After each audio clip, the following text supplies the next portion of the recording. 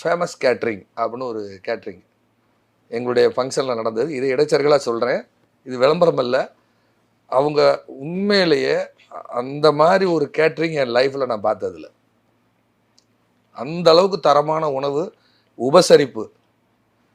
வந்த என்னுடைய குடும்பத்தில் வந்த ரிலேட்டிவ்ஸ், எங்களுடைய நண்பர்கள், உற்றார் உறவினர்கள், சினிமா கலைஞர்கள், நிறைய சினிமா கலைஞர்கள் வந்தாங்க. எல்லாம் சாப்பிட்டுட்டு இந்த மாதிரி எங்கள் லைஃப்பில் சாப்பிடல. அதை விட ரொம்ப உபசரிப்பு. உணவு அவ்வளோ குவாலிட்டி, அவ்வளோ உபசரிப்பு. சார் சுகர் வந்தால் கூட பரவாயில்ல சார், நான் சாப்பிட்டு போகிறேன் சார், பார்சல் வாங்கிட்டு போனாங்க. என்னுடைய சம்மந்தி வழியில் என்னுடைய சின்ன சம்மந்தி, அவங்களுடைய துணைவியார் வந்து நாசிக்கில் இருக்காங்க. அவங்க எல்லாம் சாப்பிட்டுட்டாங்க. பொடி தோசை சாப்பிட்லையே, நம்ம சாப்பிட முடியலையே அப்படின்னு நான் எல்லாம் சுட்டுக்கிட்டு இருக்காங்க, சாப்பிட்லையே அப்படின்னு அவங்க சொன்ன உடனே ஃபேமஸ் கேட்ரிங்குடைய ஒரு நிர்வாகி, ஒரு ஒரு ஒரு ஒரு தொழிலாளி வேகமாக போய் பிளேட்டில் அந்த பொடி தோசையை கொண்டு வந்து வச்சு சாப்பிடுங்கன்னு இருக்கிறாங்க. நான் சாப்பிட்லேன்னு சொன்னதுக்காக கொடுத்தாங்க சார். இந்த மாதிரி உபசரிப்பு நாங்கள் எத்தனையோ கல்யாணத்துக்கு போயிருக்கிறோம்.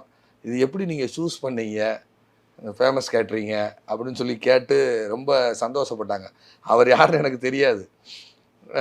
ஒரு முறை காலையில் நடைபயிற்சி போயிட்டு இருக்கிறேன். அந்த ஃபேமஸ் கேட்ரிங்குடைய ஓனர் அவர் புல்லட்டில் வர்றாரு.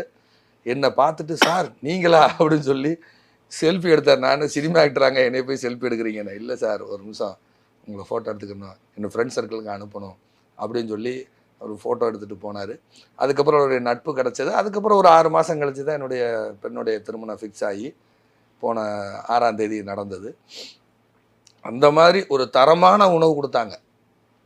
எல்லாமே பார்த்திங்கன்னா அந்த நிறையா நாங்கள் சொன்ன மாதிரி டிஷ்ஷு, நாட்டு சர்க்கரை, அந்த மாதிரி இதிலெல்லாம் முடவாட்டுக்கால் சூப்பு, இதெல்லாம் வெளியில் கிடைக்க. நானே அதை 2 தோசை தான் சாப்பிட்டேன் அன்றைக்கி.